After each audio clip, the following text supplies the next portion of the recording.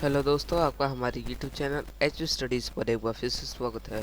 और आज इस वीडियो के अंदर मैं आपको बताऊंगा कि आप कैसे एसक्यूएल क्वेरी का यूज़ कर सकते हो और दो डाटाबेस के अंदर रिलेशनशिप को बैठा सकते हो, कैसे उन्हें लिंक कर सकते हो, कैसे उन्हें कनेक्ट कर सकते हो। तो चलिए शुरू करते हैं। सबसे पहले आप यहाँ मेरी स्क्रीन पर देख सकते हैं, ये हमने पिछली वीडियो के अंदर ये डाटाबेस बनाया था, इसके अंदर हमने ये डाटा सेव भी किया था। ओके, अब हम एक दूसरा डाटाबेस बनाएंगे और उस डाटाबेस को हम जो है इसको मैं डिलीट कर देता हूँ, delete this row, yes. Okay, अब हम एक डाटा बनाएंगे एसक्यूएल क्वेरी की मदद से। तो उसके लिए हमें क्या करना है, यहाँ पे सबसे पहले हमें क्रिएट टेबल लिखना होगा, क्रिएट टेबल। अब यहाँ पे हमें टेबल का नाम देना है, मैं यहाँ नाम दे देता हूँ डाटा 2। उसके बाद आपको स्पेस देके यहाँ पे ब्रैकेट ओपन करना है और यहाँ पे आपको जो कॉलम्स बनाने हैं उनका नाम देना है। तो मैं यहाँ एक टक शॉप का बनाता हूँ डाटा। तो टक शॉप के लिए सबसे पहले होगा रिसिप्ट नंबर, रिसिप्ट नंबर, और यहाँ पे मैं लिखता हूँ, मैं इसे लिख देता हूँ न्यूमेरिक, न्यूमेरिक स्मॉल केस में लिखता हूँ न्यूमेरिक। इसकी मैं वर्ड लिमिट सेट कर देता हूँ 5 वर्ड लिमिट सेट कर दी। अब कोमा दबा के दूसरा लगाता हूँ, यहाँ पे मैं रोल नंबर, रोल नंबर। तो यहाँ पे इसको हटा के, क्योंकि रिसिप्ट नंबर क्योंकि ये टक शॉप का है तो हमारा रिसिप्ट नंबर ही प्राइमरी की होगा, क्योंकि रोल नंबर प्राइमरी की यहाँ नहीं हो सकता, क्योंकि एक रोल नंबर 2 या 2 से ज़्यादा बार भी यहाँ पे टक शॉप के अंदर परचेज कर सकता है। अब हम रोल नंबर का क्या था हमारा, टाइनी इंट। तो टाइनी इंट लिख देते हैं हम यहाँ पे मैंने टाइनी इंट लिख दिया है। अब मैं यहाँ पे एक और लिख देता हूँ आइटम नेम, आइटम नेम। उसके बाद मैं यहाँ पे लिख देता हूँ, इसका होगा हमारे पास न्यूमेरिक, सॉरी वर्कर 20, इसकी वर्ड लिमिट है 20। और इधर मैं लास्ट में लिख देता हूँ,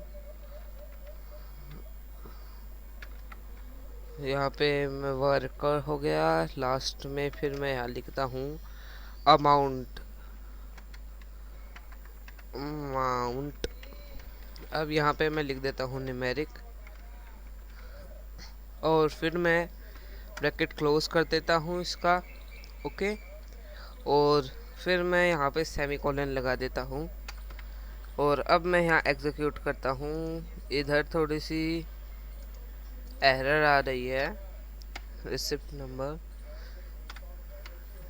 चलो मैं इसमें थोड़ा सा चेंज कर देता हूँ। इसको प्राइमरी की है ये हमारी, इसको मैं वर्कर कर देता हूँ, वर्कर कर देता हूँ। इसका मैं कोड दूंगा, रिसिप्ट कोड, ठीक है। यहाँ पे मैं लिख देता हूँ रिसिप्ट कोड, रिसिप्ट कोड, इसको हटा दिया।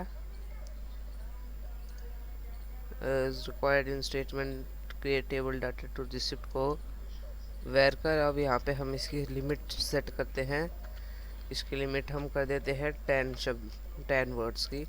ओके, अब यहाँ पे क्या है, डाटा टाइप टाइनी इंटीजर के अंदर हमने क्या गलती की है, यहाँ पे आई लगाना ज़रूरी होता है, आई नहीं लगाया है। अब ट्राई करते हैं और ये देखिए अब हमारा दिखा रहा है कमांड सक्सेसफुली एग्जीक्यूटेड। तो अब हमें क्या करना है, इसे क्लोज करके व्यू पे क्लिक करना है और रिफ्रेश टेबल्स पे क्लिक करना है। तो यहाँ पे हमारी दूसरी टेबल बन गई है। यहाँ पे ये देख सकते हैं, हम इसके अंदर अपने डाटा को इंसर्ट भी कर सकते हैं अपने हिसाब से। अब इसके अंदर रिसिप्ट प्राइमरी की थी, रिसिप्ट कोड प्राइमरी की था और इसके अंदर रोल नंबर प्राइमरी की था, पर डाटा 2 के अंदर भी रोल नंबर है, इसलिए डाटा 2 का जो रोल नंबर है वो डाटा 1 के अंदर प्राइमरी की का रोल से निभा रहा है, तो वो डाटा 2 के अंदर एक फॉरेन की माना जाएगा, फॉरेन की। अब हम देखते हैं रिलेशनशिप्स को कैसे करना है। रिलेशनशिप के लिए टूल्स पे क्लिक करना है, रिलेशनशिप्स पे क्लिक करना है, हमें अपनी टेबल्स जो हैं उनको ऐड करना है इस तरह से। अब हमें यहाँ पे मैं इनको ले आता हूँ। अब हमें क्या करना है, प्राइमरी की और फॉरेन की को अटैच करना है। तो यहाँ पे प्राइमरी की क्या है, रोल नंबर, और यहाँ फॉरेन की क्या है, रोल नंबर। तो हमें इस रोल नंबर को ड्रैग करके यहाँ तक ले जाना है और फिर सेव करना है, और इस तरह से जो है हमारी रिलेशनशिप्स बैठ जाएगी। तो जैसा कि अभी आप इसके अंदर देख सकते हो, यहाँ कितने रोल नंबर है, 3 तक रोल नंबर है। तो अगर मैं डाटा 2 के अंदर 3 के अलावा कोई भी रोल नंबर डालने की कोशिश करूँगा तो ये मुझे एरर दिखा देगा, पर अगर मैं वही रोल नंबर डालूँगा तो ये मुझे एरर, इधर ये देखिए इसके अंदर रोल नंबर नो, डाटा 1 के अंदर रोल नंबर है 3, एरर दिखा रहा है ये हमें 1। अच्छा, यहाँ पे हमने रिसिप्ट कोड को नहीं डाला है, रिसिप्ट कोड को डालना ज़रूरी है, वेर कर था तो हम डाल देते हैं 10 की वर्ड लिमिट डाल देते हैं।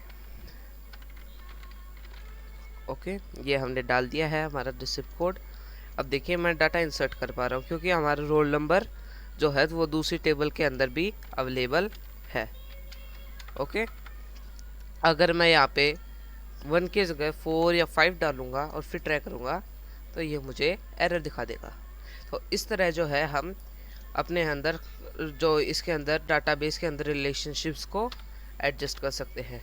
उसी तरह अगर मैं इसके अंदर कोई भी कॉलम को डिलीट करने की कोशिश करूँगा जिसका टेक्स्ट में डाटा होगा तो ये मुझे एरर दिखा देगा। यानी अगर मुझे इसका डाटा डिलीट करना है तो मुझे इससे पहले टेक्स्ट का भी इसके अंदर इसका डाटा डिलीट करना पड़ेगा, तो ही मैं इसको डिलीट कर सकता हूँ। तो ये था हमारा रिलेशनशिप्स। अगली वीडियो के अंदर हम कुछ और ऑपरेशंस के बारे में जानेंगे। तो दोस्तों, अगर आपको ये हमारी वीडियो अच्छी लगी हो तो लाइक, सब्सक्राइब, शेयर ज़रूर करें। आज thanks for watching and now bye.